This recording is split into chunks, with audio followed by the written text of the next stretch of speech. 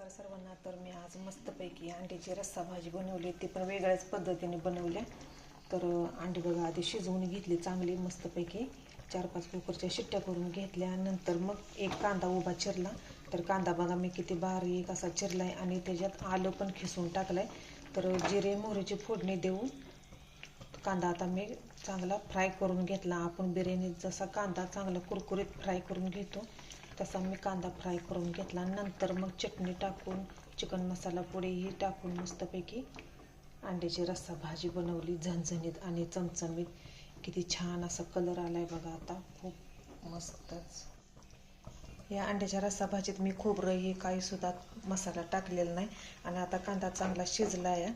तर आता ही कांदा आता चांगला आता असा रगडून घेते. मग त्याचं ते सगळं शिजलेला कांदा यात मिक्स होऊन जातो, त्याच्यामुळं असा कांदा मिक्स करून घेते. खूप छान अशी हॉटेलसारखी भाजी लागते, मस्तच अशी ढाबा स्टाईल अंड्याची रस्सा भाजी बनवली छान छान अशी.